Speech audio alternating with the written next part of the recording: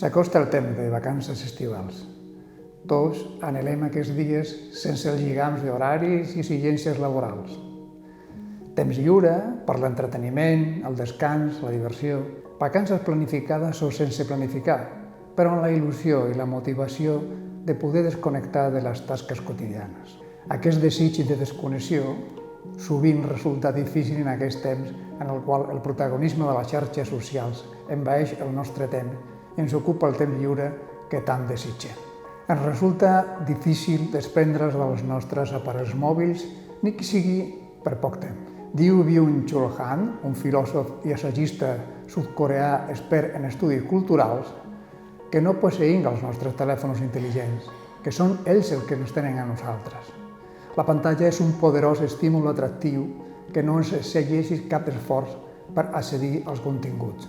Els engolim en una actitud passiva dependent com el nadó engoleix les farinetes que li subministra l'adult. Aquesta dependència és preocupant i alguns autors ja han encunyat termes com FOMO, les sigles de l'expressió en anglès que és Fear of Missing Out, que signifiquen por de perdre's algun esdeveniment. La persona pateix una ansietat quan pensa que els altres podrien estar tenint experiències gratificants en les quals ells no participen. En definitiva, es tracta d'un desig d'estar contínuament connectat amb el que estan fent altres persones. Molts autors contemplen aquest comportament com una patologia. Un altre tema es remet a estar permanentment connectats.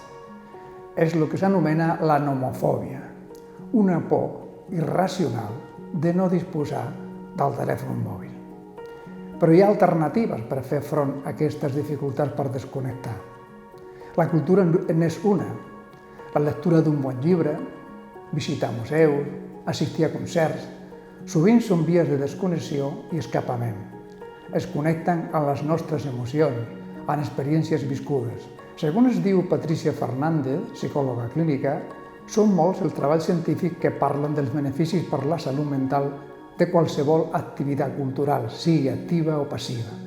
Segons aquesta psicòloga, escoltar música té un efecte beneficiós en substàncies del nostre cervell, com la dopamina, responsable del plaer, i la motivació i l'oxitocina, fortament associada a la generació de lligams afectius.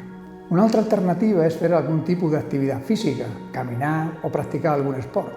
Són activitats que ens revitalitzen, ens proporcionen sensacions plaents, ja que generen endorfines, uns pèptids opiacis que funcionen com neurotransmissors que produeixen sensació de benestar i placidesa.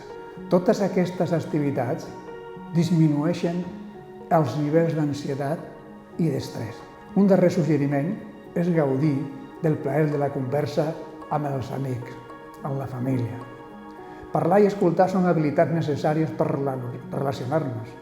Segons la investigadora Shirley Turkley, els estudis demostren que sense conversa són menys empàtics, connectem menys amb nosaltres, són menys creatius i ens sentim menys realitzats. Ens apaguem, ens retirem.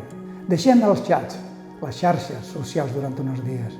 Dediquem temps a cuidar-nos, temps per pensar en nosaltres. Conreem les activitats culturals, les físiques, la conversa, l'escolta, gaudir del silenci de la natura. Activitats que ens ajudaran a tenir una millor salut mental. Deixem-nos portar pel poema que ens regala el poeta canari Luis Feria. A la lenta caída de la tarde, amar la vida largamente es todo el oficio del hombre que respira. Alzar la mano y detener el cielo. Destino de la luz. Nunca te acabes.